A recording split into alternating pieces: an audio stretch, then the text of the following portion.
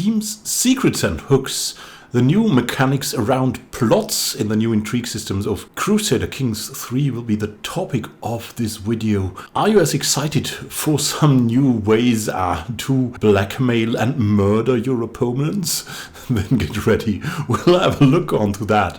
You might also have some questions I have posed myself too. For example, what are hooks and what can you use them for? What are the new secrets in that system and how can they increase the power of your plots? How can you blackmail in this system and how is a murder going to work out? We're going to have a look at that in the next minutes and give you the complete overview that so far is still under development, but as you can see, very detailed. Let's get it on. Let's start with scheming and intrigue. As you can see, you have a progress bar here for a murder. Now, that tells us a couple of things, and yet there's some info. 21 months, what is that going to be? So, these dots here, they represent the progress bar of your murder. And they kind of work like the former siege mechanic. So, you have some progress or you don't, and you have some discovery or you don't, but it's all done in the steps. And when you have fulfilled the full steps here, then the murder will go on. But there's all kinds of things that can go awry. For example, with your agents, with yourself, and with the secret schemes that you can see here. Let's get into the details. So, you might have seen these two values. They represent the attack intrigue score and the defense intrigue score. So, this is much dependent on how much progress you'll make. It's comparable to the old mechanic where you had a percentage value that could even go very, very high. And there's some peculiar thing about this scheme. So it has to progress the 10 steps and then it tries to execute. It might fail though. When can you be discovered? Your agents that are working for you can be discovered at any time during the scheme. You yourself as the scheme's owner will only get caught once you actually attempt to execute your scheme. Still, you can be discovered as the owner of the scheme and then the murder plot is not good for your reputation and there might be counter plots coming in. Oh well, as it is traditional, your spy master will of course also help you, but he is in that case also one of your agents. So make sure that you are capable or that you have a capable spy master too. Of course, with the discovered scheme, the chance of success drops significantly. The scheme also doesn't have to be only used for murder, of course. It can be used to acquire new agents for your murder scheme by the new mechanic of hooks. We'll come to that later. And also, it works the same way as the formerly intrigue based in Crusader Kings 2. Seduction to some kind of way. It can net you a new lover. So, sway is another returning favorite. That is now a scheme. Swaying is not something that you do out of the good of your heart. It's something manipulative now.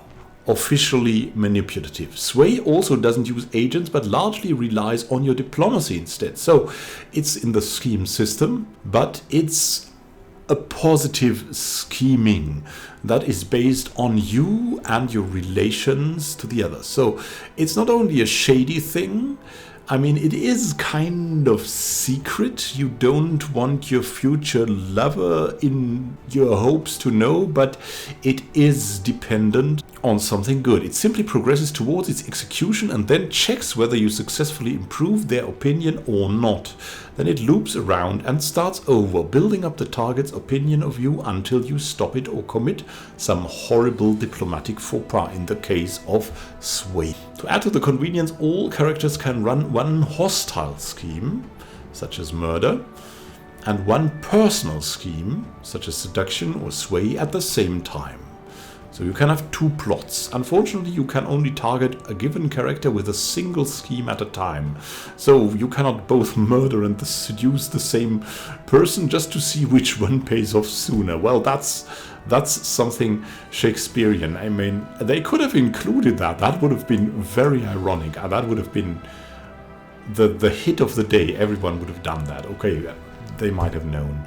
It might have to do with balance, right?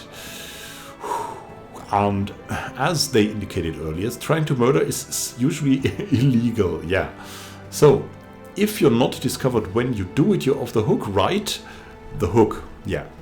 You already starting with the hook. The hook is for fishing, and in that case, the hook is for fishing people, for favors, for supporting plots, all kinds of hooks that you can get. How can you gain hooks? As you can see here, one example is blackmailing. How can you blackmail someone? You discover a secret. That's one of the new mechanics. You can learn a secret. As you can see, you have secrets here. There are weak and strong secrets that lead to weak and strong hooks. There are secrets that are not really bad, but there are secrets that are really bad, and you can use these as strong hooks again and again. When can you acquire secrets? Well, first, acquiring a secret is thought something a character does. So the character does something secretive. When they do something that is frowned upon or outright illegal, the character gains a secret in its personal history. You want to keep your own secrets close to your chest, while it can be of great benefit to uncover the secrets of others. By sending your spy master to spy, it is possible to find out what is going on with your annoying vassals, your threatening neighbor, or even at your own court, to, of course, gain supporters for the pesky council that we've learned about already. What does one do when you discover a secret? Well, one can expose it for the world to see. That is the blunt thing. We'll apply various effects depending on how serious the secret is. Being the king's secret lover will cause a scandal.